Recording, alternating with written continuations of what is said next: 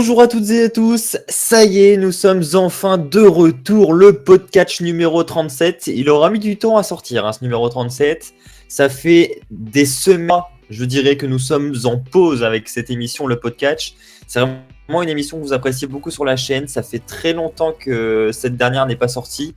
Donc ça y est, nous sommes officiellement de retour chaque semaine. Donc il y avait des petits problèmes. Moi personnellement, c'était difficile de tourner l'émission chaque semaine. Et puis même les problèmes de disponibilité avec certains chroniqueurs, c'était pas évident. Donc on a réglé tout ça, tout est rentré dans l'ordre, on va pouvoir repartir sur de bonnes bases, on repart sur un podcast 37 avec un contenu bien rempli et on va débattre tous ensemble avec Guillaume. Salut Guillaume.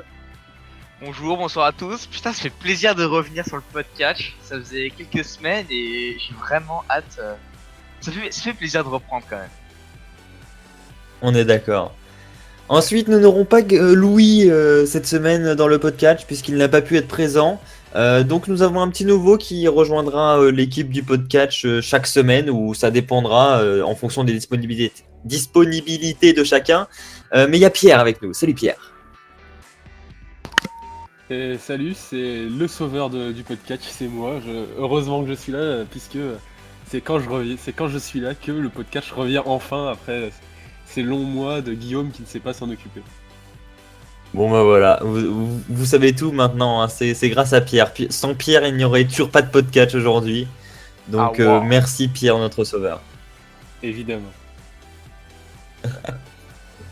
Bon, et ben, je vous propose de passer sans plus d'attente à la première partie de ce podcast, les news de la semaine. C'est parti.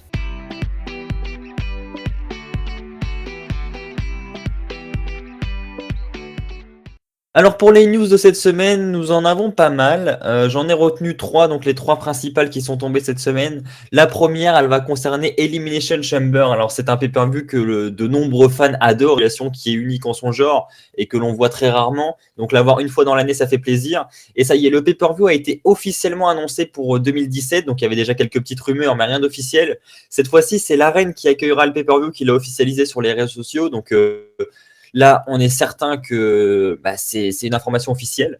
Maintenant, il y a une question qui se pose, c'est autour de quel brand va être concerné par ce pay-per-view. Alors, les rumeurs annoncées au début, c'est même le Wrestling Observer qui rapportait ça, que ce serait un pay-per-view exclusif au roster de Raw. Et là, plus tard dans la semaine, on a eu une dernière rumeur qui disait que finalement non, les officiels en auraient discuté et qu'ils trouveraient ça pas mal que ce soit un pay-per-view exclusif à SmackDown.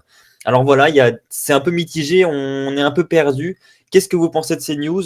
Quel brand doit être concerné par ce pay-per-view selon vous, Pierre? Alors, moi, je ne sais pas si une brand serait meilleure qu'une autre, hein. Bon, bien sûr, les rivalités et matchs de SmackDown sont beaucoup plus intéressants, évidemment, vu que Raw est quand même en dessous de SmackDown. Mais sinon, je pense que Elimination Chamber, est-ce qu'on sait quand ça sera diffusé? Ça, c'est ma question. Est-ce on a des idées ou... La date, ce sera le 12 février. C'est ce que je pensais. Donc oui, comme avant, ça fait partie de la road to WrestleMania. Et je pense que faisant partie de la road to WrestleMania, ça pourrait être un pay-per-view interbrand. Comme ça, on aurait une road to WrestleMania dont les pay-per-views seraient interbrand et ça serait assez intéressant. Comme ça, on pourrait avoir l'Elimination Chamber match de chaque show durant le pay-per-view. Alors, Je je te suis. rejoins, je te coupe juste rapidement, Guillaume, juste pour dire qu'il y a également Fastlane qu'il faut pas oublier, hein, qui est Ouais. également annoncé pour début 2017. Donc, c'est là que ça devient un peu plus compliqué. Ouais, mais C'est là. Fastlane, on s'en bat les couilles. Non, justement, On j'allais dire que ils veulent garder les Big Four, donc Rumble, WrestleMania, SummerSlam et Survivor Series, pour faire des interbrands. Et si on commence à mettre genre un petit pay-per-view qui a 5 ans, je crois, Chamber, ça a tout juste 5 ans. Si on met ça dans les Big Four en tant que pay-per-view interbrand, déjà on oublie Fastlane directement. Et puis Ce serait bien. oui, ce serait pas une grosse perte, mais après on reprend aussi ce côté. Ils avaient enlevé Elimination Chamber à la base parce que c'est un match qui est vraiment bon et agréable à voir, mais qu'on situe dans une position où on connaît déjà le vainqueur parce qu'on se doute bien comment WrestleMania va arriver. Donc j'ai surtout une question, c'est est-ce qu'il y aura le Elimination Chamber match dans le pay-per-view Elimination Chamber. Parce que sinon ça annule tout ce qu'ils ont dit avant en disant que l'Elimination Chamber match ne serait plus dans un retour à WrestleMania parce que c'est trop prévisible. Moi, il me semblait alors qu'ils là, l'avaient enlevé à cause de la taille des arènes qui n'étaient oui, c'est plus ça. adaptées aux cages qui devaient y entrer. Et ils discutaient Après, aussi si... beaucoup du fait que Oui, c'était vas-y. vachement prévisible le résultat de l'Elimination Chamber pendant un retour à WrestleMania était ultra prévisible de par les rivalités qui allaient vers WrestleMania. Alors, Moi, ça me je te j'avais rejoins, Guillaume. Ouais, Tout ce donc, qu'a dit Guillaume, c'est vrai. On a eu beaucoup de rumeurs quand, déjà ce qu'a dit Pierre, la taille de l'arène, comme quoi il ne trouvait plus d'arène en capacité d'accueillir la structure tellement elle était lourde et imposante à suspendre au toit. Donc ça, c'était la première excuse qui, entre autres, doit être bidon parce qu'au final, on se retrouve en 2017 avec le retour du pay-per-view. Et même cette news était même sortie avant Elimination Chamber 2015, qui avait été une exclusivité au network. Donc voilà, cette excuse, je pense qu'elle est tout simplement bidon. Et la deuxième, dire que oui, il y a moins de. Enfin, c'est trop prévisible de mettre cette stipulation dans la route WrestleMania. Je suis assez d'accord avec Guillaume. Maintenant, je pense qu'ils ont quand même assez de superstars, ils ont assez de moyens pour nous construire un Elimination Chamber avec plusieurs main eventers, plusieurs personnes en capacité d'aller dans le main event de WrestleMania, soit qu'on trouve ce match prévisible. Là où c'était prévisible, les Elimination Chamber, c'est quand il y avait le champion qui défendait sa ceinture à l'intérieur, le champion du monde. C'est vrai qu'à un mois de WrestleMania, c'était très rare de voir un changement de titre, même si on en a déjà eu l'occasion avec Edge, notamment à No Way Out 2009, par exemple, mais c'est très très rare. Mais il devrait reprendre le concept de l'Elimination Chamber match où le vainqueur devient challenger au titre mondial à WrestleMania. Et je pense que c'est ce qu'ils vont faire. Un peu comme à No Way Out 2008, il y avait un Elimination Chamber de Raw, un Elimination Chamber de SmackDown. L'un allait en challenger pour le titre de Raw, l'autre au titre de SmackDown. Donc, c'était une bonne chose, je pense, de procéder comme ça. Ça enlève toute cette prévisibilité et c'est une bonne chose, je pense vraiment. Et Après, t'en le fais quoi? problème de ça, c'est qu'on se retrouve avec des matchs où le champion se bat contre Jerry Lawler, et c'est pas très intéressant non plus. Non, j'allais surtout demander, t'en fais quoi du vainqueur du Royal Rumble? Tu fais Alors, un triple threat oui, ou? non, non, pas du tout. No Way Out 2008, je me suis trompé. Alors, No Way Out 2008, il y avait l'Elimination Chamber de SmackDown qui affrontait le titre mondial de SmackDown. Et Raw, c'était le titre qui était en jeu, le titre de la WWE. Je me suis trompé. Mais là, on n'aurait même pas à se poser la question parce que ce sera très certainement un pay-per-view consacré à une seule brand. Ce ne sera pas un pay-per-view Ah interbrand. oui. Alors, du coup, soit ce sera Raw, soit ce sera SmackDown. On ne sait pas. Mais du coup, on sait que celui qui remportera le Royal Rumble, bah, à mon avis, ce sera une superstar de la brand adverse qui remportera l'Elimination Chamber, en toute logique. Je sais pas si vous avez compris ce que je voulais dire, mais Si. Oui, c'est que tu penses que dans un show, il y aura la rivalité avec le Royal Rumble et dans l'autre, celle avec l'Elimination c'est Chamber ça. match. Mm. Dans ce cas-là, est-ce que ça... Parce qu'ils annonceront à quel pay-per-view appartient Elimination Chamber, enfin à quel brand appartient Elimination Chamber avant le Royal Rumble, je pense. Donc ça serait pas un petit peu un spoil pour le Rumble si... Parce que dans ce cas-là, si l'Elimination Chamber pay-per-view appartient à Raw, ça voudrait dire qu'un mec de SmackDown va gagner le Royal Rumble. Enfin, après, ça, c'est mon raisonnement à moi, hein. Ça peut Ouais. se passer complètement différemment, hein. Mais ouais, moi, je serais dans cette optique-là et je pense que oui, ça serait un petit peu. Ça spoilerait un petit peu le Rumble. Mais en fait, le truc, c'est que déjà, vous partez sur le fait que ce sera pas Interbrand. Moi, je suis pour l'Interbrand, donc. Mais Ah, mais moi, je suis est-ce que, complètement pour aussi. est-ce que si, comme le dit Guillaume, ils veulent absolument se centrer sur l'Interbrand seulement pour le Big Four, est-ce que ça veut dire un retour du Money in the Bank à WrestleMania? Alors, ça, c'est une toute autre Ah. question, hein. Non, Ah je oui, pense c'est qu'ils une autre vont. question, Ah, mais mais ouais, merde. Ah, j'y avais pas pensé. Parce que Guillaume, il en parlait aussi tout à l'heure. Le fait de réunir deux brands dans un même pay-per-view veut pas dire que ce pay-per-view devient un Big Four, hein. Le Big Four, il s'appelle juste comme ça parce que les quatre pay-per-view existent depuis des années, même des dizaines d'années. Et c'est pour ça qu'on les appelle désormais les Big Four parce que c'est les seuls qui ont survécu chaque année. Maintenant, Elimination Chamber, s'il réunit Raw et SmackDown, ça va pas pour autant être un Big Four, ni un Big Five. Mais justement, ce qui fait un Big Four unique, c'est qu'il a Interbrand, justement. Mais Donc, non, parce que ça, il y a toujours eu des Big Four et il y a eu d'autres pay-per-view. Oui, mais ça, Enfin, je c'était veux dire, quand c'était un enfin, brand on avait. séparé. Exemple typique, quand il y avait le Raw Super Show, les deux brands étaient mélangés. Pour autant, tous les pay-per-view de l'année n'étaient pas des Big Four. Et puis, voilà. Et puis, même avec quand à Money in the Bank, on avait on avait les deux mallettes. Je sais pas comment on va faire cette année. Si c'est pas un Big Four, on va y avoir un seul Money in the Bank match, peut-être, on sait pas. Bah, on en avait déjà Autre parlé dans le question. WWR. Je crois que Guillaume n'était pas là, mais je crois que toi non plus, Pierre. On en avait parlé rapidement, mais ça pourrait faire l'objet d'un futur débat pour un futur podcast d'ailleurs. Mais c'est vrai que le Money in the Bank Ladder Match, nous, ce qu'on en a dit, c'est que le retour à WrestleMania serait le plus probable parce que, franchement, excusez-moi, ça serait pas.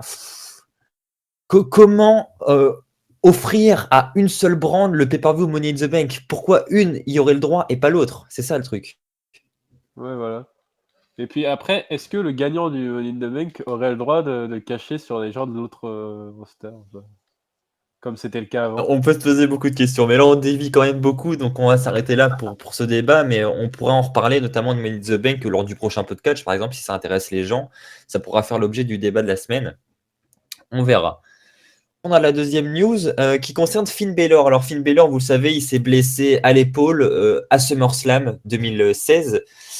Et donc, il devait s'absenter pour, je crois que ce qui avait été annoncé au départ, c'était 6 mois. Donc, il devait déjà revenir pour Roadblock. En tout cas, les publicités l'annonçaient de retour pour Roadblock. Bien évidemment, il ne sera pas de retour. Il n'est pas apte. Ensuite, les rumeurs ont annoncé son retour, peut-être surprise pour le Royal Rumble. On a appris qu'il ne serait pas apte non plus pour le Royal Rumble. Lui-même a annoncé via une interview que, au final, la rééducation prend plus de temps que prévu. Il a 6 heures de rééducation par jour. Et il aurait dit dans cette interview que justement, il ne reviendrait pas avant WrestleMania. Donc, son objectif, c'est de revenir à temps pour WrestleMania, mais pas avant. Il ne sera pas de retour pour le Rumble, pas pour Elimination Chamber ou Fastlane. Vraiment, juste avant WrestleMania, c'est ce qu'il souhaite en tout cas. Donc, qu'est-ce que vous pensez de cette annonce? Est-ce que vous pensez que déjà il dit la vérité ou est-ce qu'il raconte un petit peu des fausses rumeurs pour justement faire un retour surprise dans le Rumble? Est-ce que vous y croyez? Guillaume.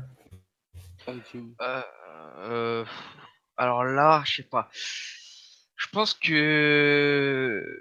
pas qu'il ment. C'est malheureux, mais sa blessure avait l'air assez sérieuse. C'est une déchirure au niveau de l'épaule, je crois, au niveau de la jonction. Euh, donc ça a l'air assez sérieux. Je sais pas comment on répare ça, mais si c'est un petit peu à la John Cena, ouais, non, mauvais exemple parce que ce mec c'est Superman en fait.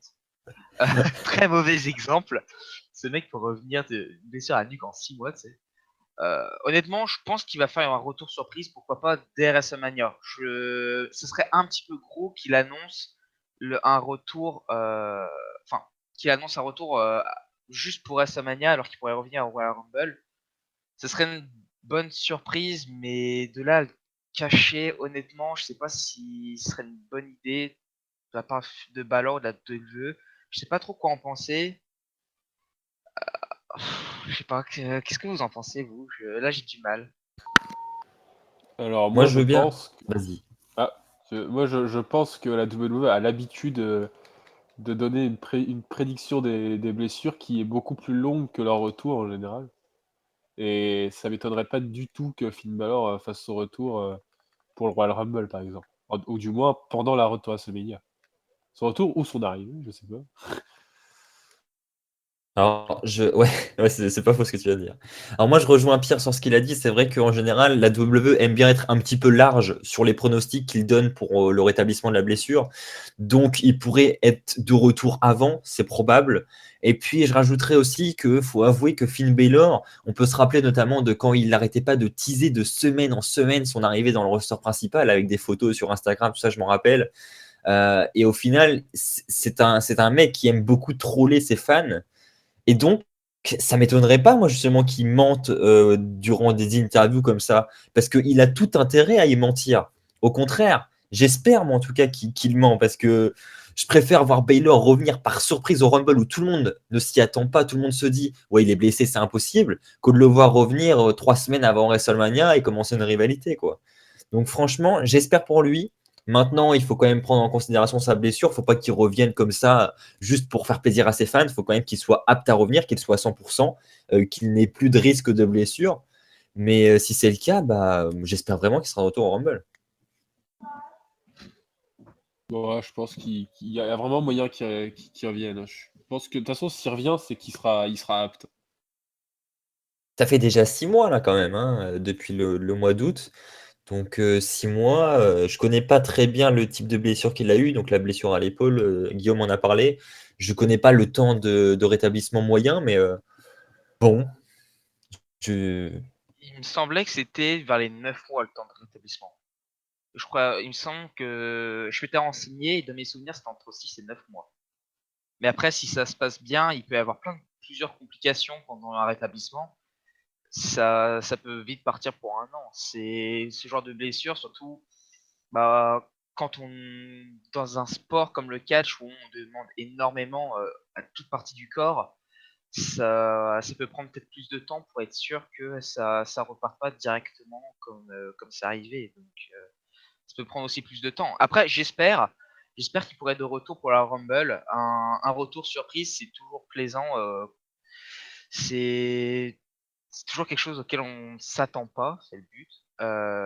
Après, comme l'a dit Axel, revenir 3 semaines avant WrestleMania pour lui offrir une rivalité, surtout que un catcheur de l'importance de Finn Balor serait pas une petite rivalité dans le mid-card, serait probablement pour un titre mondial.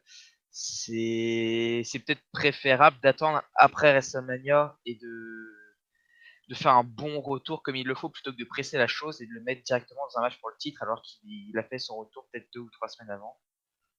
Surtout si on n'est pas sûr de sa santé physique.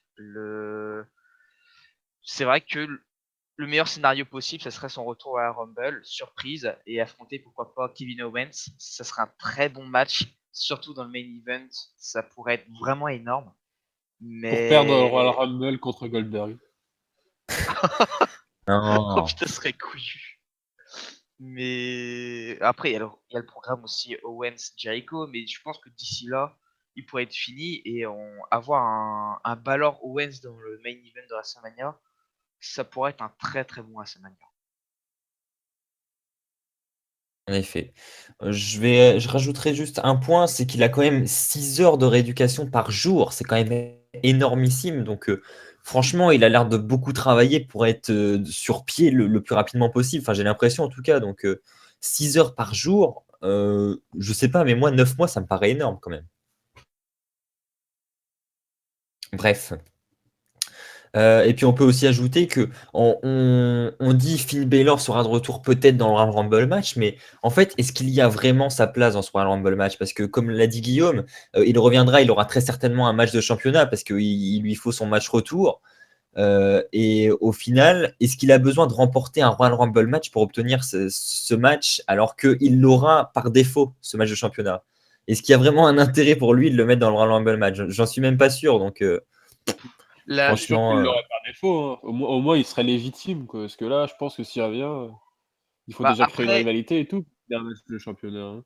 la WWE cherche pas forcément la logique, assez juste que s'il y a un retour surprise pour le Rumble, surtout de Finn Balor, ça va faire plaisir aux fans, et je pense qu'ils cherchent plus à faire plaisir aux fans que de chercher forcément la logique de son La retour. logique. Ouais, ouais, évidemment. Puis, mais il y a déjà énormément de gens, que ce soit à Raw ou à SmackDown, qui sont dans les courses aux titres principaux. Donc, va falloir faire de la place, quoi, si lui doit entrer dans sa rivalité. Ouais, à voir, à voir. Bon, on va maintenant passer à la troisième news. La troisième news qui concerne Brock Lesnar, donc qui a fait son retour entre guillemets dans les live events puisqu'il avait un match au Mexique hier soir où il affrontait Rousseff. Donc c'est un match qui avait été annoncé déjà depuis de nombreuses semaines. Donc on rappelle que Brock Lesnar a perdu en moins d'1 minute 30 face à Goldberg au Survivor Series. Il semblerait que cet événement ne lui ait pas trop plu puisqu'il a littéralement défoncé Rousseff face au live event. Il l'a battu en moins de 5 minutes. Qu'est-ce que vous pensez déjà de cet affrontement? Est-ce que c'est logique ou pas? Ou est-ce que au contraire, vous auriez voulu voir Rousseff défoncer Brock Lesnar? Et surtout, quelle suite pour Brock Lesnar? Est-ce qu'il peut facilement se relever de cette défaite face à Goldberg? Comment vous voyez les semaines à venir pour lui? Vas-y, Bah, Pierre. s'il peut rester en live event, moi, c'est cool. Je suis plutôt pour. Oh, Comment ça? Oh! ouais, il est gentil, Brock Oh! Lesnar. Moi, je l'aime bien quand il est pas là. Je sais pas pourquoi. Je préfère quand il est pas là que quand il est là, en général. C'est plutôt pas mal quand il est pas là. Et puis, c'est dommage pour Rousseff, quoi. Il était il avait vraiment remonté la pente. Il avait eu une bonne rivalité avec Roman Reigns. Et puis là, je sais pas ce qu'ils font. Le Roman Reigns qui monte en haut de la carte en emportant le titre avec lui et donc en emportant un spot avec lui, tout simplement. Et Rousseff, lui, il a plus qu'à devenir un jobber pour le Non. Lesnar. C'est c'est dommage. C'est un match d'un soir, hein, c'est C'est comme rien. c'est comme le Beast in the East, là, on sait pas d'où ils avaient sorti Kofi Kingston pour se faire péter la gueule. Ok, je sais pas pourquoi ils font ce genre de match dans les live events. C'est dommage. Bah, il faut trouver une victime, et puis Rousseff était peut-être le Et en fait, le truc, plus c'est qu'il crédible n'y a de tout pas ça. besoin de trouver une victime. On s'en fout de Brock Lesnar. Vendez-le. Ouais, Il coûte je sais cher. pas. Bah ouais, surtout, justement, vendez-le et achetez des gens qui ont du talent. Ouais. Oh, ça clash.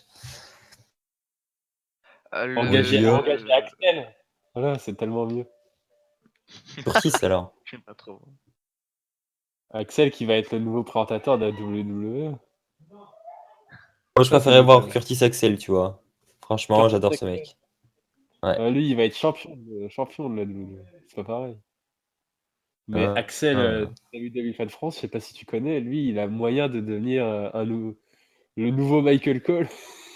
Oh Oh non. putain. Ouais, d'accord. Non, le Je vais nouveau David devenir de l'homme le Tunga. plus détesté, alors.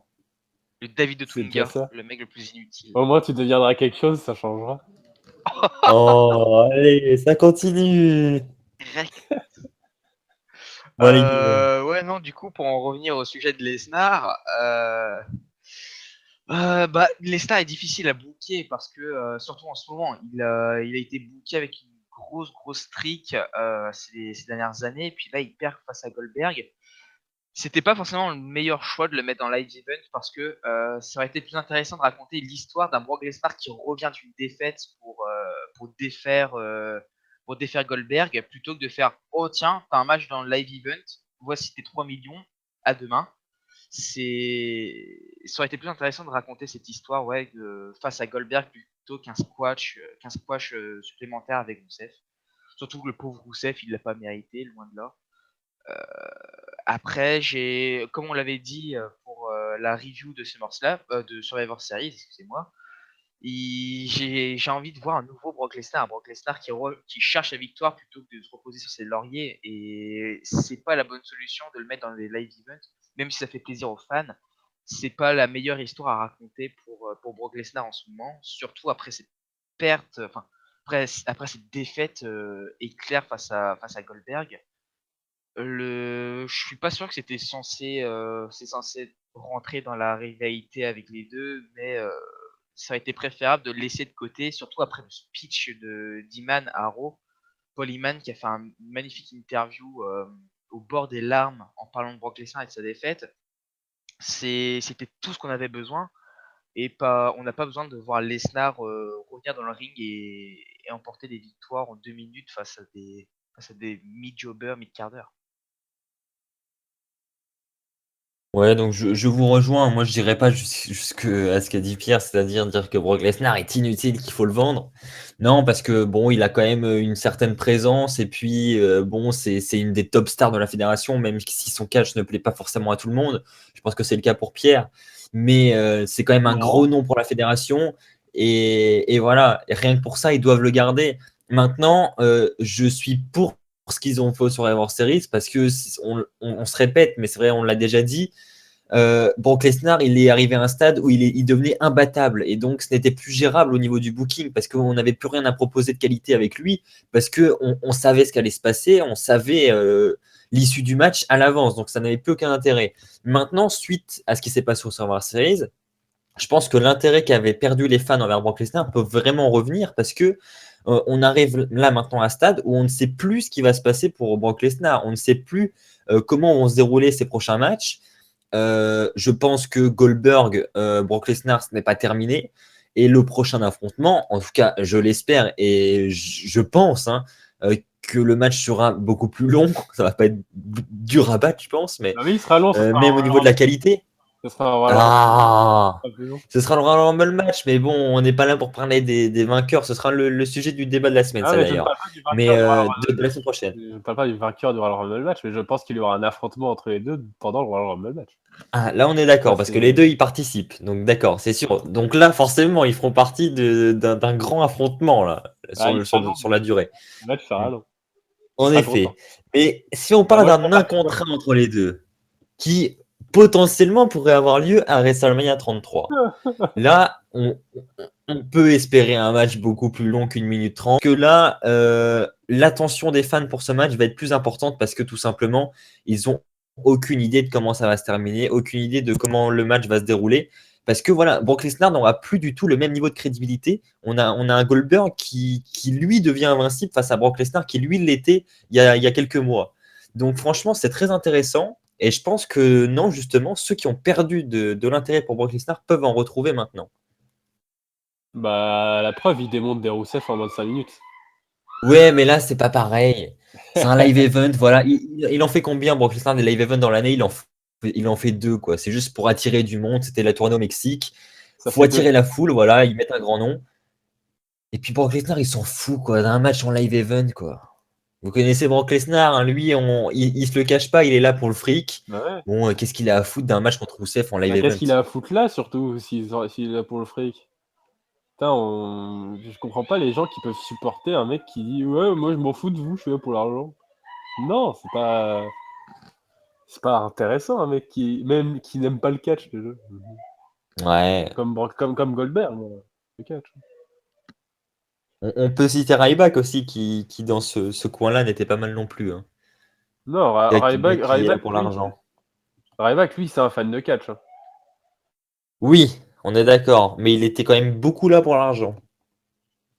Ah, mais pour l'argent, c'est important après. Ah Je oui, pense que forcément. le truc, c'est que lui, d'après son pavé qu'il avait sorti au moment de son départ, ça a l'air d'avoir des grosses idées communistes, le mec, quand même. Mais Le coco. c'est pas que- Sérieux, c'est- Ryback communiste. Je vois déjà que la c'est pas quelque chose de bien ou mal pour moi, c'est juste ses idées, c'est comme ça. Mais en soi, c'est vraiment quelqu'un qui aime le catch. À Tough Enough il y a très longtemps. C'est quelqu'un qui aime le catch depuis longtemps, et même quand il parle, même dans son pavé, il parle de ça comme un art, puisqu'il dit qu'il crée quelque chose et tout. Enfin, il aime vraiment le Est-ce catch. que tu es fan de son art? Enfin, j'ai utilisé le mot art, mais je pense pas qu'il l'a utilisé. Je me rappelle plus trop, mais je pense pas qu'il l'ait utilisé en art. Tu changes d'avis là, hein. Mais en tout cas, il dit qu'il crée quelque chose. Et es-tu fan de sa création? Je suis pas un énorme fan de Ryback, mais je pense qu'il était en train de s'améliorer. Il était complètement en train de s'améliorer au moment où il est parti. Ouais, il était C'est totalement sûr. en train de troller, ouais. Il était Et sur tu une le pente tu le montante. suis pas dans sa carrière indie? Non, je ne savais pas qu'il y en avait une. Tu me déçois, Pierre. Pour moi, il était fini, hein. Non. Ouais, bon, Non. si, en fait, je suis d'accord. Bon, est-ce que nous avons tout dit sur ces news de la semaine? Je pense que Bah, oui. On passe au débat. je pense que oui, hein. On va passer au débat de la semaine qui va concerner les cruiserweight. C'est parti.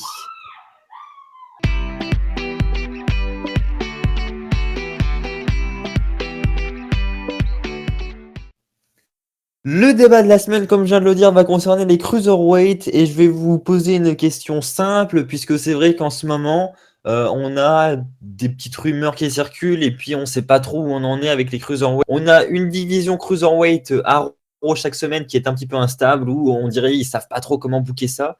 Et cette semaine, on a également eu la première édition d'un nouveau show qui débarque à la WWE et qui remplace WWE Superstars, le weekly Est-ce qu'on peut faire tant une minute adoré par les fans. On peut faire une minute de silence ou Bon, pas? on peut faire 2 secondes si tu veux. D'accord. Voilà. Alors, 205 Live, le nouveau show du WWE Network, donc qui est enregistré et diffusé. C'est en direct d'ailleurs, je crois. Hein. Oui, oui, c'est en Je direct. crois, ouais. Ouais, il me Je semble. sais même C'est plus si juste c'est en après. Bah, direct. live. Ouais, c'est en direct, Live. c'est juste après SmackDown. Ouais, il a raison, Guillaume. Hein. 205 Live, franchement, je pense que c'est en direct. Ouais, Et sinon, ça donc, aurait oui, été. c'est tourné juste après SmackDown chaque semaine. Alors, la question, est-ce que vous êtes pour une division Cruiserweight dans le roster principal, comme on l'avait depuis septembre à Raw, ou est-ce que vous préférez avoir un show exclusif au network, sur le network? Alors, moi, je pense que c'est bien qu'ils aient leur propre truc à eux. Après, le mettre juste après SmackDown, ça facile d'attirer du monde, je pense. Après SmackDown, parce que de ce que j'ai vu, il n'y avait pas beaucoup de monde dans la salle et les gens sont Non. tous partis après la fin de SmackDown. C'est ce que j'ai vu. Hein. Oui, Et oui. l'explication d'un fan présent dans l'arène, c'était que c'est un mardi, donc le lendemain il y a cours quand même et les enfants doivent aller se coucher. Donc c'est peut-être une des explications. Non, Donc mais ouais, c'est vrai, hein. c'est assez tard. Donc le truc, c'est que un show comme 205 Live, ça devrait être comme le Cruiserweight classique là, ouais, c'est ça. Oui. Comme le Cruiserweight classique, ça devrait se passer à la Full Sail ou devant un public de niche, pas devant un public comme sur SmackDown déjà. Je pense Ils vont aller à que Nice. non, un public de niche. Oui, d'accord. Oh là là. Ah, bah, y a pas Louis, il faut Et bien remonter le niveau. ouais, falloir redescendre quoi au niveau de Louis. Oui. Donc je sais plus où j'en étais moi. Ouais. Faut Je excuser pense Pierre que qui joue le rôle de la nounou cette semaine. Hein. ouais, oui. Ouais, non, mais voilà. Ok. Voilà. Et puis je pense que je- au moins peut-être qu'on, je sais pas ce qu'ils font en fait les cruiserweight, c'est un truc je m'en fous. Oula, on va se calmer. Fouler dans la Ah, cage, et puis voilà. non, mais il y a des gens qui souffrent dans la cave, mais ça, c'est autre chose. Ça, c'est les enfants dans la cave, il n'y a pas de problème. Donc, qu'est-ce que je voulais dire? C'est que oui, je sais pas ce qu'ils font avec les Cruiserweights, c'est-à-dire au moment où ils ont annoncé les Cruiserweights, c'était oh mon dieu, et puis maintenant, mais qu'est-ce qu'on s'en fout? C'est la pause pipi, comme étaient les Ouais. divas à l'époque. C'est assez dommage parce qu'ils ont un in-ring qui est vraiment très bon, mais je sais, en fait, c'est qu'ils présentent ça comme regardez, c'est du pur catch comme vous aimez, mais ils le mettent dans un show, Raw, qui est dans un format qui est fait pour le format WWE avec des speeches, des segments, Et c'est et surtout, ça va pas avec, quoi, ça va pas ensemble, je trouve. mais ils présentent ça comme ouais, voici du bon catch, mais leur match dure en moyenne 4 minutes. Qu'est-ce que tu veux faire en 4 minutes de bon catch? C'est C'est même vrai. les meilleurs au monde, Exagère. même, je sais pas, non, non, j'ai compté ces 3 dernières semaines, la moyenne, je crois que c'était 5 minutes de match. Mais en 5 minutes, tu veux faire quoi? Tu prends deux des meilleurs au monde, je sais pas. Tu prends, tu prends Shinsuke et mets dans un match de 5 minutes, ils vont pas faire grand chose. Donc c'est sûr qu'il y a beaucoup de flips, il y a beaucoup de moves aériens. Ok, c'est beau, c'est spectaculaire, mais surtout mettre ça après SmackDown, c'est pas la meilleure solution parce que les mecs viennent de se taper un SmackDown déjà de 2 heures. Ils vont pas rester là pour un show où j'ai même pas regardé le premier 205 Live, mais je sais pas combien de temps les matchs durent, mais ça n'a enfin ce qu'on a vu, le peu qu'on a vu à Raw, ça n'a pas aidé la réputation des cruiserweight, surtout avec un show indépendant. Et comme l'a dit Pierre, je suis totalement d'accord qu'il faut les mettre dans par exemple à la Full Sail ou un public qui est là constamment, euh, un public de niche, comme il l'a dit, et les mettre par exemple à la full sale parce que ceux qui vont venir voir, c'est des gens qui aiment ce genre de catch, du coup qui seront à 100% derrière chacun des matchs et forcément ils seront au courant de chaque catcheur, de chaque rivalité. Ils seront beaucoup plus facilement derrière les cruiserweight parce que bah, c'est un flop, Arrow. Personne réagit pour les cruiserweight, même pendant Survivor Series, le match Kalisto contre Kendrick, le public était pas vraiment à fond dedans. Et à chaque semaine, Arrow, c'est pareil. Les matchs durent 5 minutes et le public n'a pas le temps de s'investir dans le match. Donc les mettre sur un choix indépendant, je pensais que ça allait les aider. Mais quand je vois que c'est après SmackDown et que bah au final tout le monde se barre en plein milieu, ça aide pas forcément l'ambiance. Et j'ai pas encore regardé le show comme je l'ai dit, du coup je peux pas juger de la qualité du show, mais ça aide pas. Hmm. Alors moi je l'ai vu le show, donc on est sur un format d'une heure qui, bah, en tout cas l'émission de cette semaine, elle a comporté 3 matchs, dont le main event qui a duré un petit moment parce que bon c'était un match de championnat pour la première édition, donc c'est un petit peu normal. Mais sinon les matchs ne sont pas très très longs non plus. Alors ils nous ont remis et les promos que l'on voit depuis des semaines et des semaines, les mêmes promos des cruiserweight, ça j'en ai ras-le-bol moi. Donc s'ils nous font ça chaque semaine, ça va être une horreur, hein. Franchement, 3 matchs pour 20 minutes de promo. Waouh. Donc j'espère qu'ils vont pas garder ce format-là, qu'ils vont vite effacer les promos parce que c'est bon, les cruiserweight, on commence à les connaître maintenant, plus besoin de nous passer les promos en boucle chaque semaine.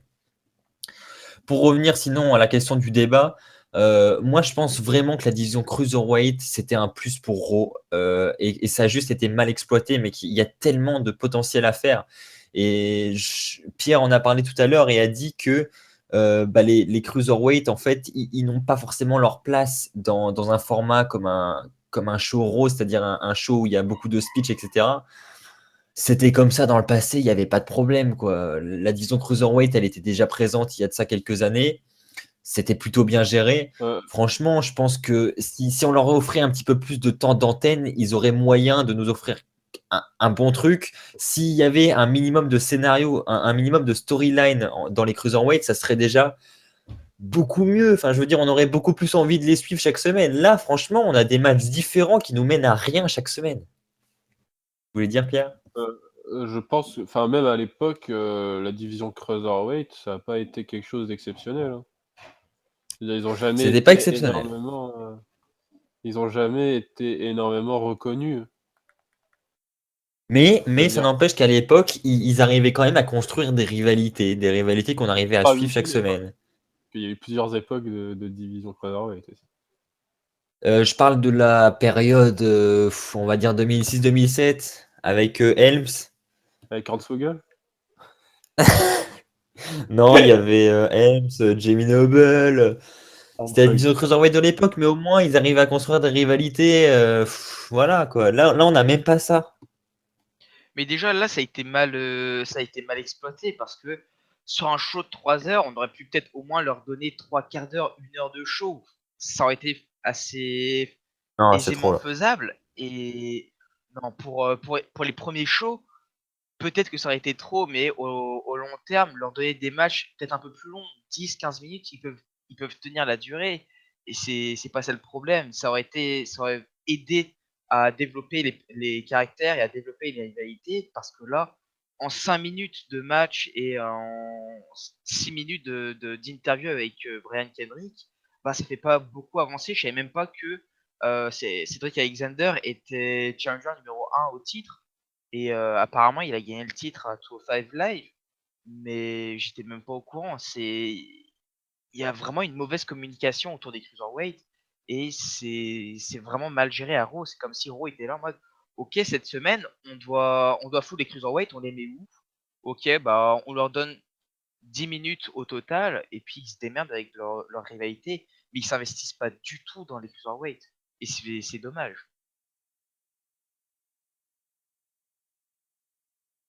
Je suis plutôt d'accord avec Guillaume. J'allais dire avec Kevin Owens à cause de sa photo. Mais... je suis d'accord avec Guillaume. Et c'est vrai qu'on a l'impression que c'est. Regardez, on a les cruiserweight. Bah, c'est tout. On a les cruiserweights. Qu'est-ce qu'il y a? Vous êtes pas content? On n'a rien d'autre, mais c'est les cruiserweights, non? C'est ce que vous vouliez. Mais non, nous, on veut qu'il y ait quelque chose avec. On veut pas juste des noms, des mecs qui ont du talent, d'accord, mais s'ils font rien, c'est sympa. C'est sympa 2 minutes, mais ça n'a pas donné envie de regarder, quoi. Ouais, d'accord. Est-ce que vous avez des dernières questions ou des trucs à ajouter sur ce débat? Combien de temps vous consacreriez au cruiserweight chaque semaine à Raw? Alors moi, si c'est des cruiserweights à l'état actuel, je préfère les laisser à 205 Live que les mettre à Raw de toute façon. Mais non, non, franchement, si vous pensez que, admettons, vous êtes general manager, vous construisez vous-même les rivalités avec vos cruiserweight, combien de temps vous leur donnez, si c'est bien construit? Vous battez pas surtout. Non, mais moi, je pense que même dans tous les, si c'est, enfin, je sais pas, j'aime pas le terme de division cruiserweight parce que ça implique une division qui est presque, ça donne l'impression que c'est quelque chose d'inférieur aux autres catcheurs, les cruiserweight en fait. Bah, déjà, Bien premièrement, sûr. rien que pour la division, je mettrais une bonne demi-heure, 3/4 d'heure. Et surtout, je les laisserais libres. C'est-à-dire que je les laisserai pas uniquement dans leur division avec leurs 6 pélos qui font des tag teams chaque semaine. Je les inviterai à aller affronter d'autres catcheurs qui font partie de la division, enfin, qui font partie du roster et pas les laisser enfermés sur eux-mêmes avec des matchs chaque semaine avec les mêmes personnes. Les laisser, par exemple, aller affronter des Sami Zayn parce que on va pas se cacher qu'un Cedric Alexander Sami Zayn serait un putain de bon match. Un Brian Kendrick contre Neville, j'aurais vraiment envie de voir ça. Et c'est d'ailleurs, oui, Neville, il est mort depuis SummerSlam, faut croire. Et voilà, les laisser respirer dans ce roster et pas les cantonner à ces petites Cruiserweight Division. T'as pas tort là-dessus, je te rejoins. Bon, bah c'est bien, on a des avis bien différents. On a d'un côté Pierre qui ne veut pas le retour des cruiserweights, enfin en tout cas qui ne veut pas tout court les cruiserweights dans le roster de Raw. Et Guillaume et moi, on est plus pour la division cruiserweight à Raw. Parce que bon, Pierre, je ne sais pas ce que tu en penses, on va terminer là-dessus, mais un show Raw de 3 heures, c'est extrêmement long, franchement. Est-ce que il y a une fois enfin, est-ce que ça t'est déjà arrivé de ne pas t'ennuyer pendant un Raw depuis la draft? À l'époque où je regardais pas, peut-être. Ouais, il y a une époque, je pouvais pas regarder, donc je m'ennuyais pas. Mais sinon, Merci non. Pierre. Franchement, t'es bon. Non, franchement, c'est vraiment très long, gros. J'ai vraiment du mal. Le Voilà. format 3 heures, Et quand ils ont fait cette annonce, moi je pensais vraiment que la division Cruiserweight, ça allait être vraiment un plus, justement, pour cette durée qui était très longue et que ça allait mais les aider à meubler le show. on a tous cru que ça allait être un plus, et voilà. Et Voilà où voilà, on en est. un peu le constat que bah, finalement, non. Bon, c'est la fin de ce débat. N'hésitez pas à nous donner votre avis dans les commentaires. Vous, est-ce que vous préférez les Cruiserweight dans la division de Raw ou est-ce que vous les préférez dans un show exclusif au network? On passe maintenant au top 5 de la semaine. C'est parti.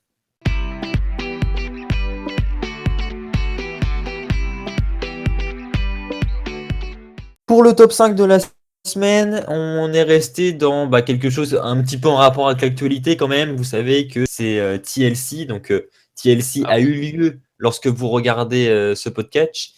Mais vu qu'il n'y avait pas eu de podcast la semaine dernière, on va quand même réaliser ce top 5 parce que voilà, c'est un classique, le top 5 de nos TLC matchs. Donc toute histoire de la WWE confondue, hein, il n'y a pas de période. On choisit vraiment tous ceux que l'on veut. Avant de commencer, je vais rappeler quelques petites statistiques sur le TLC, on va en profiter. Donc il faut savoir que le TLC match entre AJ Styles et Dean Ambrose à TLC a été le 19e TLC de l'histoire. Et Edge est le recordman des participations puisqu'il a participé à 7 TLC matchs et en a remporté 5. 5 qui est également le record de victoire pour les TLC. Et le record de défaite de Jeff Hardy Oui, également. c'est ça. Il en a perdu Par 5 TKO. pour 5 participations. C'est plutôt triste. Il est très fort. Et il a à peu près le même ratio, Jeff Hardy, pour ses participations à WrestleMania, je crois. Il n'en a pas gagné un seul. Ah, c'est triste. Bref. Ouais, c'est le pauvre. J'ai envie de pleurer un peu. Jeff Hardy qui est peut-être de retour à cette rumeur tous les ans, donc qui sait, on sait pas. Hein. Bah ouais, il était à Dallas pour WrestleMania, On sait pas. Hein. apparemment. Bon, allez, top 5. C'est à moi de commencer. Alors, je vais vous donner mon top 5. À la 5e place, j'ai mis Edge Christian contre les Hardy Boys, contre les Dudley Boys. Le premier TLC match de l'histoire, c'était à SummerSlam 2000. Donc, j'ai mis celui-là tout simplement pour le symbole déjà. C'était la première fois que cette stipulation était utilisée à la fédération. Donc, c'était innovant. L'effet de surprise était là, évidemment. Enfin, je pense surtout pour tous ceux qui ont assisté à ce match sur place, parce que moi, je ne regardais évidemment pas le catch à l'époque. J'ai bien sûr vu ce match. Il y a des spots intéressants. C'est pas selon moi le meilleur des affrontements entre les trois, mais ça reste le premier, donc il a marqué l'histoire, il fallait le mettre. Pierre. Ouais, carrément, il fallait le mettre, quoi. Ah bah merde. Il fallait. Alors, il Tu l'as pas fallait. mis. Je Quelle l'ai pas honte. mis. Désolé, je m'excuse auprès de tout le monde. Je suis pas un vrai fan de catch, désolé. Donc, moi en 5e, je viens de me rappeler de qui j'avais mis en 5e. En 5e, j'ai mis The Miz contre Jerry Lawler lors du Oh Raw du non. 29 novembre 2010. Oh non. Alors là, on veut Putain, mais l'explication. Hein. pourquoi Outre ton côté Oui. fanboy, on veut l'explication. Ah, parce qu'il faut quelque chose à part le côté fanboy. Merde. Ah, mais mec, Et t'aurais encore pu heureux, mettre tu l'as mis à la 5e place, hein. Heureusement. Hein.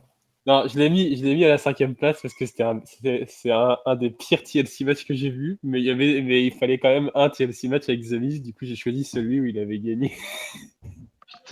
Est-ce T'aurais que pu The mettre Miz, il celui en a avec fait Punk combien et il en a Del fait que Rio. 2 des TLC matchs de Miz, non? Oui, il en a fait un contre C'est un Del triple threat match, Rio. je crois. Ouais, Oui, triple threat match. Contre Del Rio et Punk, je crois. oui. Ouais, c'est ça. Voilà. TLC 2011, il me semble. Du coup, j'ai choisi celui contre Jerry Lawler, comme ça on peut parler de Jerry Lawler qui a quand même failli gagner un TLC match contre. Il a failli devenir champion de la WWE lors d'un TLC match quand même. En Ah, l'année 2010. 2010. Une sacrée année quand même. Hein. Et c'est heureusement, on a eu Michael Cole qui était quand même le sauveur. D'ailleurs, Axel qui sera un peu Axel qui a fait ça. C'est un peu grâce à lui que The Miz a pu rester champion et nous offrir un très bon règne de très bon champion, puisque c'était la première défense de titre du Miz. Et ça se passait une semaine après qu'il est caché sur Randy Orton.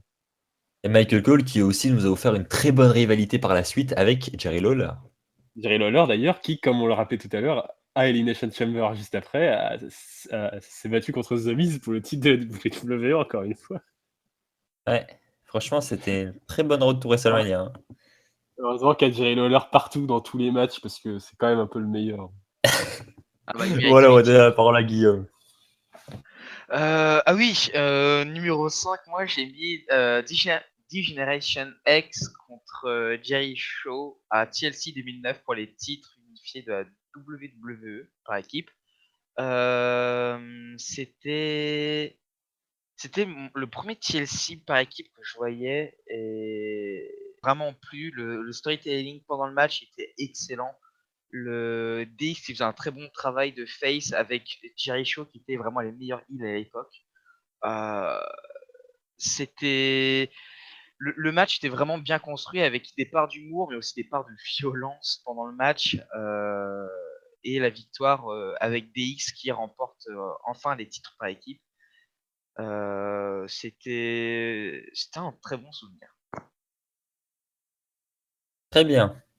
On passe maintenant à la 4e place. Pour ma part, à la 4e place, j'ai mis The Shield face à Ryback et la Team Endo. Donc c'était à TLC 2012.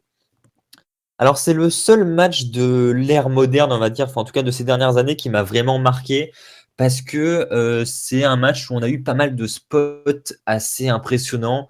Donc je pense à la chute du haut d'une échelle sur plusieurs tables de Rollins. Il y a eu d'autres spots comme ça. C'est le seul où on retient le match pour sa qualité. J'en ai pas d'autres qui me traversent l'esprit de ces dernières années, mis à part celui-là. Donc je l'ai mis à la 4e place.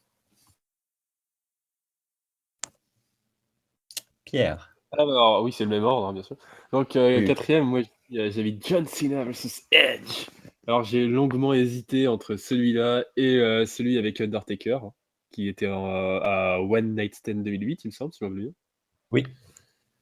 J'ai hésité beaucoup entre les deux, et puis finalement, c'est quand même le dernier jeté sur les tables de l'échelle qui était assez impressionnant, qui m'a fait changer d'avis qui m'a fait pencher plus pour ce match, parce que c'est un move qui m'a vraiment marqué, beaucoup plus que certains moves, et, donc je me suis dit qu'il avait énormément sa place comme quatrième match, pas seulement pour le move, hein, parce que le match entier est très bon, et pourtant il y a John Cena dedans. Mais John Cena est un très bon catcheur, contrairement à ce que Oh, tout certains de disent. suite. Oh, Il se bravo, ça rattrape. balance déjà sur John Cena. Pour mon numéro 4, moi j'ai mis l'Undertaker contre Edge à One Night Stand 2008. J'ai aussi hésité avec celui contre John Cena, donc Edge Cena, celui que Pierre vient de mettre. Mais finalement j'ai pris celui-ci parce que c'est l'Undertaker, c'est le meilleur, il mérite tous les titres. Et que le spot à la fin quand Undertaker tombe à travers les 4 tables du haut de l'échelle vers l'extérieur du ring, c'était vraiment très chaud, très dangereux comme spot. Et quand j'ai vu ce match en 2008, ça m'avait vraiment choqué, la violence. Le reste du match était vraiment très bon, avec Edge qui gagne. Et c'était aussi, si mes souvenirs sont bons, corrigez-moi si j'ai tort, mais c'était le match qui a mis Undertaker à la retraite, je crois. Non? Pas à la retraite, mais il devait être banni de la fédération s'il Enfin, perdait le match. Ouais. ouais, c'est ça. C'est ça. Donc, il y avait beaucoup en jeu, et notamment donc la carrière de Taker à WWE, même si il est revenu. En tout Ouais. cas, c'était un très bon match. Et In the hell! In a cell! Ah, Voilà, très c'est belle mythique ça. imitation. Voilà, j'ai fini. Très bien. On passe maintenant à la 3e place. Pour ma part, à la 3e place, j'ai mis CM Punk face à Jeff Hardy. C'était à SummerSlam 2009.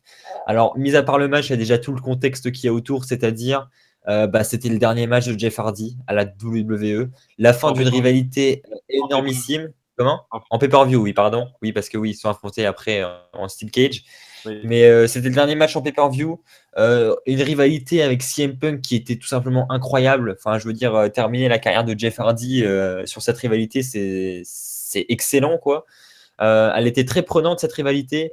Et puis, bien sûr, moi, j'ai vécu cette rivalité et ce match en 2009. Enfin, je regardais déjà le catch. Et ça m'avait tout simplement marqué, quoi, de voir Jeff Hardy perdre de la sorte.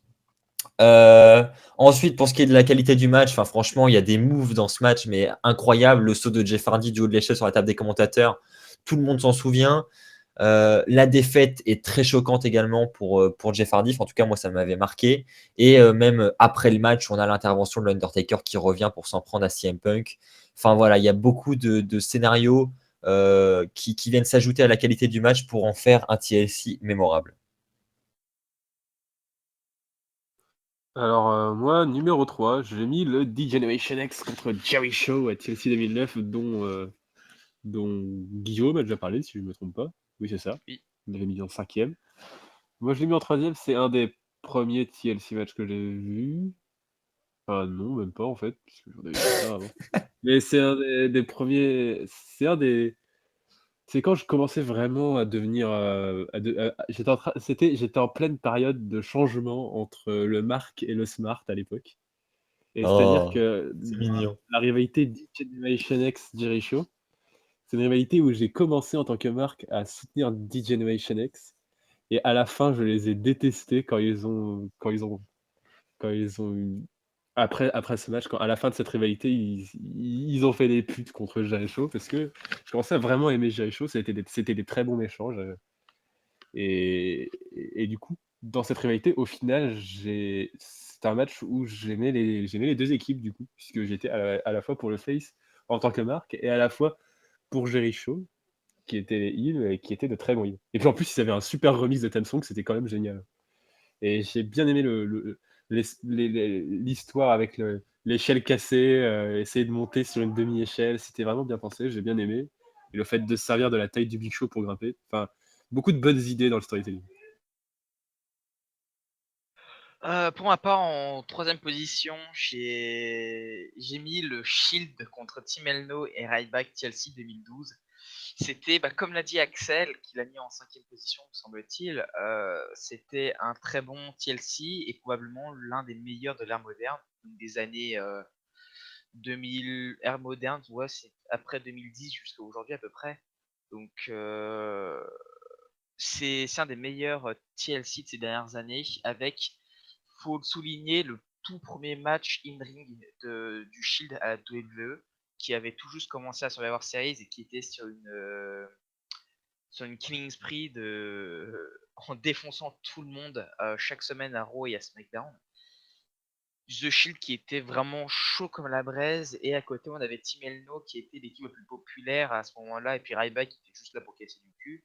Ça donnait un match vraiment très intéressant avec des gros spots qui étaient très violents, avec un Daniel Bryan qui ressortait un petit peu son côté assez strong style pour défoncer tout le monde à l'extérieur du ring.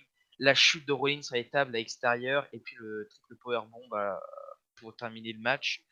Honnêtement, le match était excellent, le storytelling était grandiose dans ce match, j'ai trouvé. Et puis, on connaît tous l'histoire du Shield suite à ce match, donc ça n'en fait qu'une histoire plus belle. C'est beau. On va maintenant passer à la deuxième place de ce classement. À la deuxième place, pour ma part, j'ai mis le Cena face à Edge Unforgiven 2006. Donc Pierre l'a déjà mis tout à l'heure, donc je vais pas reciter tout ce qu'il a dit. Tout ce qu'il a dit, je suis totalement d'accord avec lui. J'ajouterais juste que ce match était en plus à Toronto, au Canada. Donc le lieu de résidence de Edge. Et justement, Edge était justement le heel normalement dans cette rivalité, et c'est celui qui s'est pris une ovation lors de son entrée durant tout le match. Cena s'est fait huer, et rien que pour ça déjà, c'était assez exceptionnel. En plus, on se rappelle de la nouvelle ceinture que Edge avait customisée, la ceinture Rated R. Donc il y avait encore une fois, la rivalité, c'était la fin d'une rivalité exceptionnelle qui se concluait sur une note mais parfaite, c'est-à-dire un parfait TLC match entre les deux, avec des moves mémorables comme les a cités Pierre tout à l'heure. Donc il mérite amplement cette deuxième place. Alors moi, en deuxième place, j'ai mis le Edge and Christian versus Hardy Boys versus Dudley Boys à WrestleMania X7. Oui, je me suis un peu emporté. Alors en fait, j'ai hésité à mettre soit celui-là, soit celui de SummerSlam 2000. l'autre. Voilà, SummerSlam 2000. J'ai hésité entre celui-là et SummerSlam 2000. SummerSlam 2000 étant le premier, mais j'ai préféré celui-là techniquement. Et même si je n'ai pas mis le premier, pour moi, l'esprit y est. Parce que celui-là innove énormément, même en étant le deuxième, non, il me semble que c'est le Oui, c'est le deuxième. deuxième. Et j'ai vraiment trouvé qu'il y avait vraiment quelque chose de spécial en plus dans ce match par rapport à SummerSlam 2000. C'est un des matchs qui m'a vraiment marqué au niveau extrême, avec des sauts des échelles. Ils sont quand même 6 dans le même TLC match, donc ça part dans tous les sens. Il y a pas moyen de s'ennuyer. Presque tous les coups sont mythiques, ils sont tous marquants. C'est impressionnant comme match. Euh, Moi, c'est un match que, bien sûr, je n'ai pas vécu à l'époque, hein, parce que bon, j'étais un peu jeune. Et je l'ai vu là pour la première fois dans le DVD de Jeff Hardy, My Life, My Rules, juste après qu'il quitte la WWE.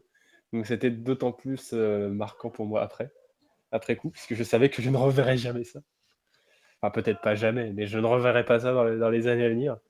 Et c'est un très beau match. J'ai bien aimé. Vraiment aimé ce match.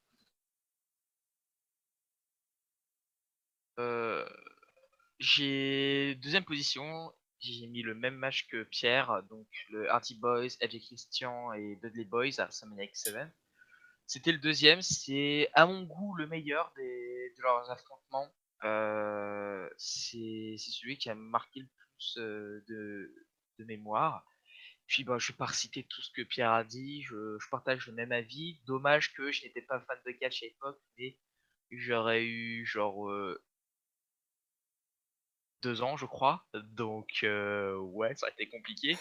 Mais Euh, ouais, dommage que je n'étais pas présent, enfin que j'étais pas fan pour regarder ce match parce que même des années plus tard, j'ai regardé 2 fois. Marc et comme Pierre avec le DVD de Jeff Hardy, My Life, My Rules.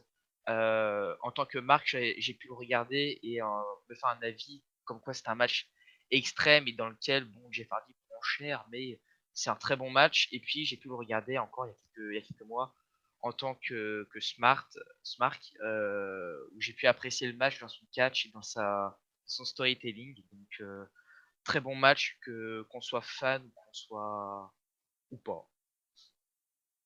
Ou pas. Oui, parce que personnellement, quand j'essaye de donner envie à des gens qui ne sont pas fans de catch, ça arrive très souvent que je leur montre ce match.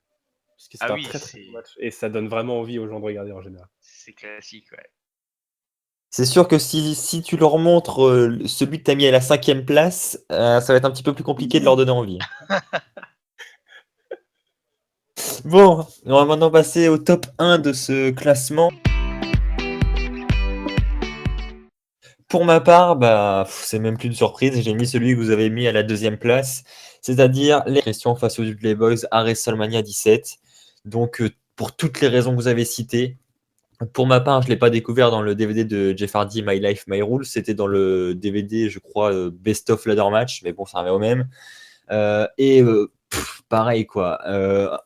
On regarde, en reprenant l'exemple du DVD, on regarde le coffret en entier du meilleur des ladder match. C'est ce match-là qui vient à la première place, enfin, en tout cas pour moi, parce que c'était le deuxième de l'histoire. Ils ont inventé des spots totalement incroyables. On se rappelle du Spear de Edge.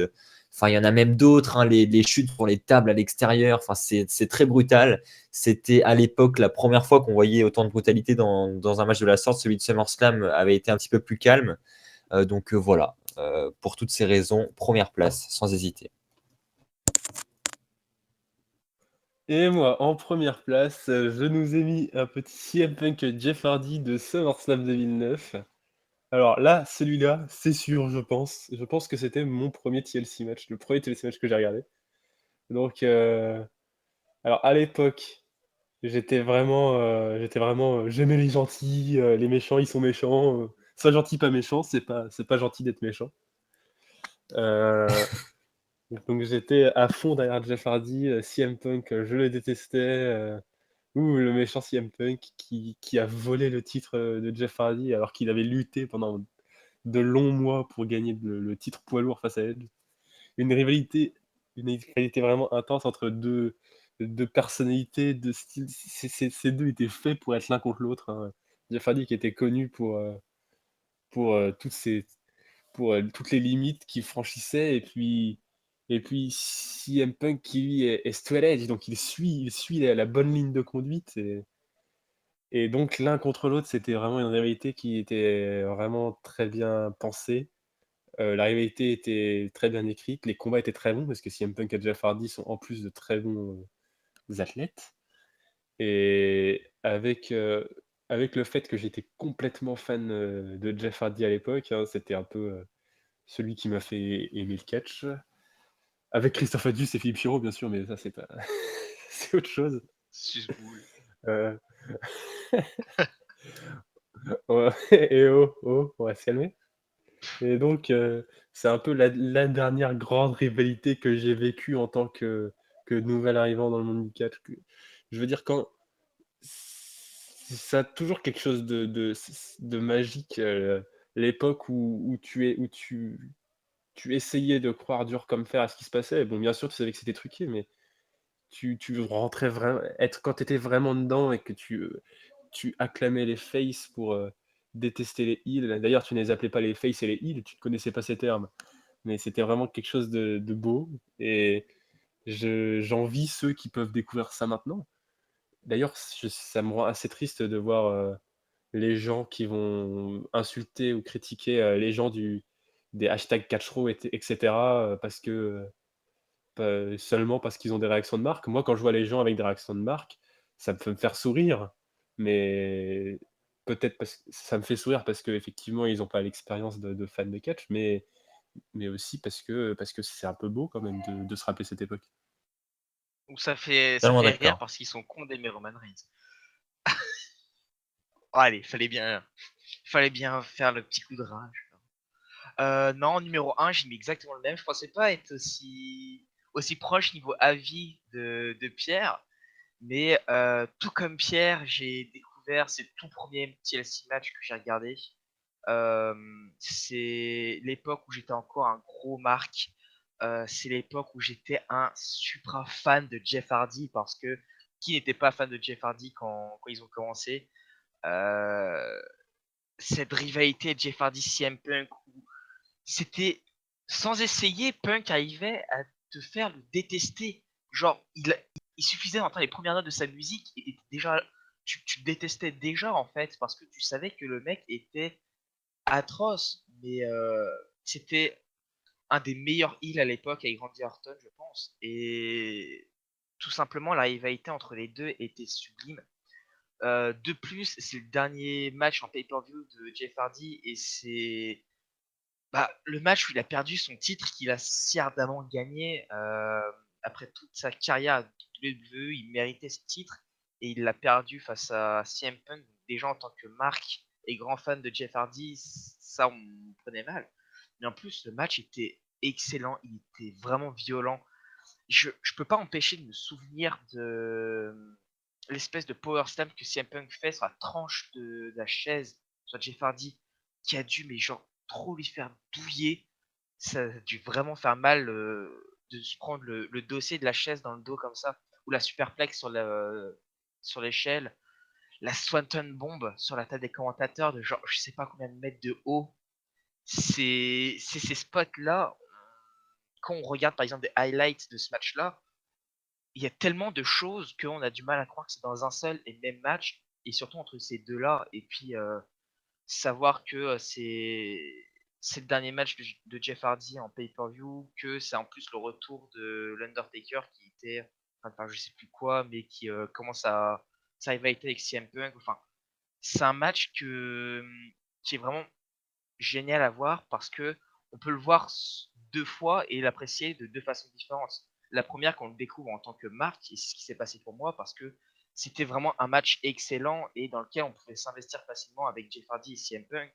Et c'est un match qu'on peut redécouvrir en tant que Smart plus tard quand on connaît un peu plus qu'on a un peu plus de connaissances au niveau du catch et qu'on revoit ce match et qu'on comprend tous les enjeux qu'il y avait derrière et à quel point le match était bon. Et c'est ce genre de match qui, sur le long terme, vous marque parce que il peut vous donner deux impressions différentes avec plusieurs années d'écart.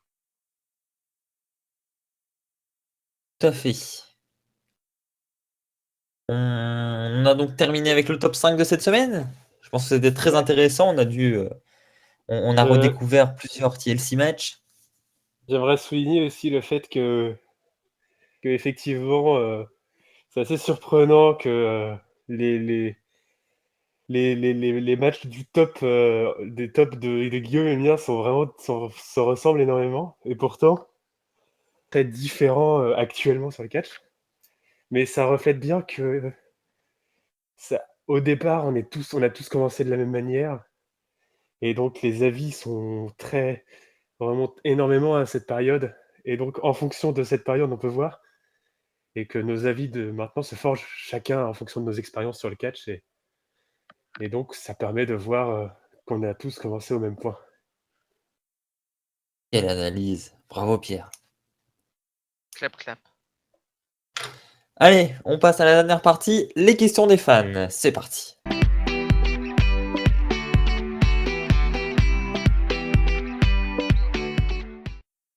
Alors j'ai relevé 2 questions cette semaine pour les questions des fans. Ne vous inquiétez pas, si votre question n'a pas été sélectionnée, elle le sera peut-être la semaine prochaine. Ça voulait sûrement Vous dire aurez qu'elle était l'occasion mauvaise. de la reposer. Non. Non, parce qu'il y en a eu plusieurs, mais on est sur un format court de l'émission, elle ne peut pas durer 2 heures, donc on choisit 2 questions par émission. Les autres seront dans la prochaine édition du podcast. La première nous a été postée par Fabien qui nous demande est-ce que Mickie James va continuer à la WWE même si elle a perdu contre Asuka à TakeOver. Pierre. Alors, moi, je suis pas vraiment le fan d'NXT, donc je suis pas sûr que ça soit à moi qu'il faut poser la question. Je pense que vous Non aurez mais sûrement un avis beaucoup plus construit avec un vrai fan de NXT comme Guillaume, qui est un peu le monsieur, le monsieur vrai catch, le monsieur vrai fait- fan de catch. Mec, Guillaume, ça le fait 4 monsieur mois que je NXT. regarde plus NXT. Ça fait 4 mois que je regarde plus. Entretiens la légende, entretiens la légende. Non. non mais je vous coupe parce que ça concerne pas du tout NXT, hein. On sait qu'elle a perdu NXT, ok d'accord. Là la question c'est est-ce qu'elle va continuer et arriver dans le main roster. Bah, je sais même pas comment s'est passé le match, je sais juste qu'elle a perdu, mais non, ça serait, je sais pas, j'ai aucune idée. Il y a beaucoup de gens il y a déjà un roster féminin assez conséquent. Carmela, moi je suis plutôt pour. Euh, Je te rejoins là-dessus. c'est bien, on est plutôt d'accord là-dessus. Mais ouais, après, il faudrait pas qu'elle enlève qu'elle retire la place aux nouveaux noms comme les Charlotte, Sasha Banks de Raw ou les Becky Lynch, Alexa Bliss de SmackDown. Après, moi, je veux bien prendre le relais rapidement. On a l'habitude, pour ce qui est de la division masculine, d'avoir des retours comme ça de superstars, des part-timers qui reviennent pour un match ou deux. J'ai envie de dire, pourquoi pas faire la même chose du côté des women's, quoi. Avoir Mickie James qui revient pour un ou deux matchs, dont un à WrestleMania, pourquoi pas? Pourquoi réserver que ça aux hommes? C'est Ça vrai peut que être intéressant aussi du côté des femmes. c'est possible, c'est possible. Après, c'est pas quelque chose que j'aime forcément chez les hommes. Donc, le voir autre part en plus, peut-être que j'aimerais pas. Mais c'est possible. Après, Mickie James, on sait elle a pas vraiment le même build que voilà le même build-up, le même gimmick que Brock Lesnar. Donc, ça Ah sera pas oui, forcément. ouais, tout à fait. Là, pour le coup, il y aurait peut-être un peu de suspense. Euh, Son match à Takeover était bon, mais je sais pas. La fin m'a un petit peu dérangé. J'ai trouvé que c'était un petit peu bâclé. Mais en tout cas, elle a prouvé qu'il y avait de très bons restes et que même si j'ai pas du tout suivi sa carrière à la TNA, bah, elle a réussi à entretenir un très bon catch et que même face à une des meilleures au monde, face à Asuka, elle tient très très très bien le match. Donc pourquoi pas. Après, de là, aller dans le main roster, je sais pas s'il y a de la place pour elle. Avec d'un côté Raw où ça a l'air de vouloir tourner uniquement entre les 4 Horsemen, enfin, les 3 Horsemen, et SmackDown où ça vire entre les 6 différentes catcheuses. Ça a pas l'air d'évoluer. D'ailleurs, je viens d'avoir un flashback. Je viens de me rappeler que Eva Marie existe et que je me demande où est-ce qu'elle est. Non, mais il Mais n'y a pas de problème. Ça, c'est très bien qu'on le voit. Mais sinon, ouais, pourquoi pas. Mais Mickey James, dans ce cas-là, je verrais peut-être plus un Raw. Y avoir des rivalités avec des women's plus jeunes qu'elle pourrait plus facilement mettre en avant et avec qui elle pourrait faire apprendre énormément de choses aux jeunes. Avec elle, justement, du coup, avec All Red Everything.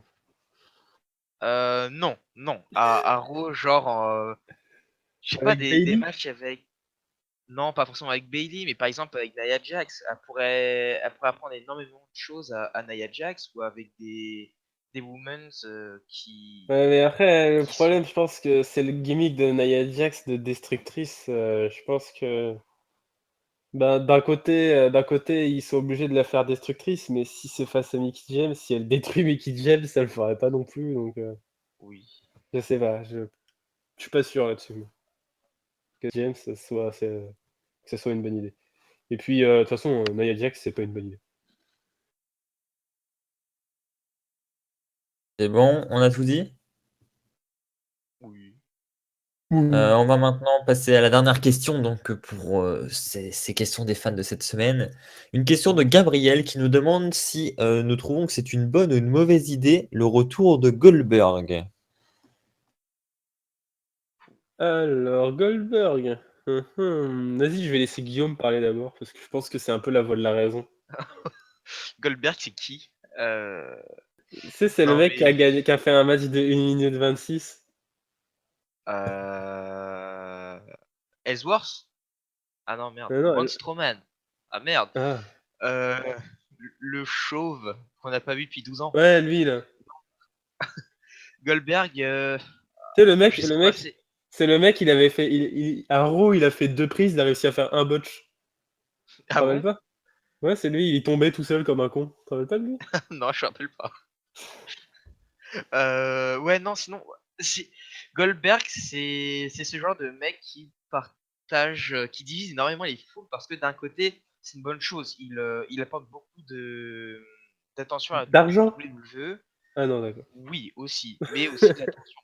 Enfin, attention et argent, c'est pareil dans un business comme celui du C'est catch. vrai, c'est vrai. Mais il a toute une légende autour de lui. Et du coup, quand on dit, hey Goldberg, tu te rappelles, le mec, on regardait encore le catch, et ben il vient de revenir, il a botté le cul de Brock Lesnar. Et ça invite des fans de l'ancienne heure à revenir jeter un coup d'œil à Raw. Donc c'est une bonne chose parce que ça redonne confiance aussi à Raw pour booker. Enfin, c'est toujours bon de redonner confiance aux bookers, surtout avec ce qu'ils font en ce moment. Mais, mais d'un côté, je sais pas, le fait de le pusher aussi vite et aussi dur face à Brock Lesnar, après 12 ans d'absence, le mec il arrive à squash une bête qui défonce tout le monde en seulement 2 minutes. Je sais pas, c'est comme on l'avait dit pour la review de Survivor Series, tout dépend de ce qu'ils vont faire de Goldberg dans les prochains mois. Mais il faut pas qu'il s'en aille. S'il reste pour le Rumble, c'est bien, mais il faut qu'il reste un peu plus longtemps, qu'il finisse sa rivalité avec Lesnar et surtout soit qu'il parte défait, mais même à ce moment-là, il y aura du momentum qui sera perdu et perdu à jamais. Soit dans ce cas-là, qu'il gagne contre Lesnar, mais dans ce cas-là, qu'il fasse profiter de son momentum à une jeune superstar parce que c'est pas avec un Goldberg qu'on fera les 5 prochains WrestleMania et c'est pas avec un Brock Lesnar qu'on va faire les 5 prochains main events aussi de Mania. Donc il faut miser sur le futur, donc sur les jeunes, et il faut qu'un jeune puisse profiter du momentum de Goldberg. Donc vraiment tout, tout l'avenir de Goldberg va se jouer dans les prochains mois et donc d'ici là, je sais pas si on peut juger si c'est un bon ou un mauvais run pour lui. Parce que c'est que le Alors, début de l'histoire pour l'instant. moi je pense que je peux pas te dire si c'est une bonne chose en soi, parce que c'est une bonne chose pour la WWE, mais moi en tant que spectateur, c'est quelque chose qui m'ennuie énormément, donc c'est une bonne chose, mais subjectivement, je ne pense, elle ne, c'est pas quelque chose que j'aime, c'est quelque chose que je n'aime pas du tout. Un mec qui comme Goldberg, de toute façon, je l'ai dit tout à l'heure, hein, vous m'avez entendu, je n'aime pas j'aime pas ces mecs qui sont là seulement pour l'argent, même si, bon, voilà, peut-être que il aime un petit peu, d'accord. Il aime les sports de combat, ça on le sait, ça d'accord. Le catch, c'est moins sûr, hein, il l'a jamais caché non plus, hein, comme Lesnar. Mais j'aime pas ces gens qui sont là juste pour rapporter de l'argent et qui sont pas là pour divertir. J'aime le spectacle et eux m'ennuient. Les Lesnar et Goldberg, ils ont des gimmicks qui m'ennuient d'ailleurs parce que c'est ce genre de gimmick que je n'aime pas du tout, ce gimmick de destructeur. C'est quelque chose qui je n'aime pas ça, c'est tout. Toi, t'aimes bien C'est les pas bons ma tasse de tricheurs, thé. toi. J'aime bien les gens intelligents. Ah, c'est différent. Bonne réponse. Et donc, il y a des. Je peux avoir des. Il y a des faces intelligents et il y a des heals intelligents. Il y en a qui trichent, il y en a qui ne trichent pas. Mais les devants, ils leur donnent des gimmicks assez ridicules. Enfin, Brock Lesnar, c'est un peu le mec stupide qui a besoin d'un petit chauve pour parler à sa place, quoi. Matt Cali aussi. Le... Great Kelly, mais lui, non mais. Oh là là. Non, mais c'est ça en plus, à l'époque c'était ça. Je sais pas si vous vous rappelez, mais. Oui, non mais c'est complètement ça. Hein. Et puis, en plus, il faisait des trucs. En plus, il était ridicule même sur le ring. Donc bon, Oh. c'est parfait. Il était vraiment nul, ce Great Khali. Je pense que celle du niveau d'un catcheur, c'est ressembler à The Great Khali. Là, si on te dit que tu catches comme le Great Khali, je pense que tu peux arrêter ta carrière. Ou alors tu ne l'as pas commencé. Donc, euh, comme je disais, oui, c'est ça. Si je n'aime pas ces gros destructeurs. En dehors du fait que la plupart du temps, ce sont des catcheurs qui sont plutôt imposants, donc ils ont souvent un style lent et que je n'aime pas. C'est quelque chose auquel je n'ai jamais vraiment accroché. Et c'est surtout le fait que ce soit à la fois des destructeurs, c'est Goldberg et Lesnar, et en plus des part-timers qui sont là pour l'argent, comme ils aiment le dire. Enfin, ils aiment pas forcément le dire, mais ils le disent en tout cas. Au moins, c'est tout à leur honneur. Ils s'en cachent pas, c'est déjà ça. Ils font pas semblant d'aimer ça, c'est cool. Mais je pense que c'est pas des gens c'est des gens que je n'aime pas voir. J'aime pas. Ça m'énerve de voir des gens comme ça prendre la place en main event et prendre du temps d'antenne pour, enfin, à la place d'autres catcheurs plus méritants et souvent plus talentueux. Euh, c'est quelque chose qui m'énerve un peu. Après c'est sûr qu'à Survivor Series, 1 minute 26, on peut pas dire qu'ils aient beaucoup pris de temps d'antenne. Hein. Là, je peux pas trop me plaindre là-dessus. D'ailleurs, j'en suis plutôt content. Après, c'est sûr qu'ils se retrouvent en main event, ce qui est plutôt dommage quand on a eu un Survivor Series match de très haute volée juste avant. Mais voilà, c'est la raison pour laquelle je n'aime pas ce genre de part-timer. Je pense que c'est une raison qui est partagée par beaucoup de monde et qui est également et qui est contre également l'avis de certains. Mais c'est souvent quelque chose qui ressort, je trouve, chez ceux qui n'aiment pas ces catcheurs. Bon, alors je te rejoins là-dessus, hein, sur tout ce que tu as dit. Après, il faut pas oublier aussi le côté business, hein, évidemment, c'est des gros noms et la fédération pourrait très bien s'en passer, mais elle les veut, elle les attire parce que pour leurs gros noms et parce que ça fait vendre Évidemment. beaucoup plus, évidemment. Un C'est grand pour côté ça que, marketing c'est derrière pour tout ça ça. qu'avant de dire pourquoi je n'aimais pas, j'ai préféré préciser que c'était une bonne chose pour la WWE. Voilà, en effet. Effectivement, ça attire l'attention sur eux, ça crée le buzz, comme on dit. Mm. Et le buzz apporte le public apporte l'argent. C'est ça. Ton argumentation est très bonne. Bon, je pense qu'on peut conclure ce podcast numéro 37 là-dessus. Ah, Il ne me reste plus qu'à vous remercier d'y avoir participé, Pierre et Guillaume, et puis on remercie également tous les gens qui nous ont écoutés jusqu'à la fin. Merci à vous. J'espère que Merci à toi. l'émission phare de la chaîne vous aura plu. On se retrouve donc mardi prochain pour un tout nouveau podcast. Vous nous retrouverez aussi, ça reste à confirmer, mais normalement on parle là-dessus samedi en direct à partir de 21h, la cérémonie des Slammy Awards de WWE Fan France. Donc cette fois-ci, ce sera en direct. Vous aurez l'occasion de voter pour vos Slammy Awards en direct. C'est la première fois qu'on le fait en direct. Ça va être sympathique, je pense. On va passer une très bonne soirée. Donc n'hésitez pas à nous rejoindre samedi à 21h. On se retrouve aussi dimanche à 21h pour la review de TLC qui sera en direct également. Vous aurez comme d'habitude le WWR qui sort le dimanche. TLC, c'était un très bon pay-per-view. Hein. TLC, j'ai vraiment adoré ce pay-per-view, donc on a beaucoup de choses à dire sur ce show dans la review. Effectivement, on n'en parle pas durant cette émission, mais c'est ça. Tout à fait. Non, évidemment, les gens s'en doutent, hein, on tourne cette émission avant que le pay-per-view TLC ait eu lieu, donc on ne connaît pas encore les résultats, mais cette émission sortira après le pay-per-view. Avec le retour de la Voilà. Exactement, tout à fait. Et je te rejoins là-dessus. C'est bon, on a tout dit? Bon allez, merci à tous. La suite au prochain podcast, mardi prochain. Bye. Bonne nuit.